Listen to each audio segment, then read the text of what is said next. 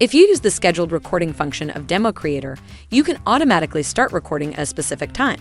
But one thing you should bear in mind is that this function is available only when DemoCreator is running. Then enter the start and end times of the recording. The Start Time option allows you to set the start time of the scheduled recording. This End Task option allows you to set the end time of the scheduled recording. At here, you can end it at a specific time or set the duration of the scheduled recording.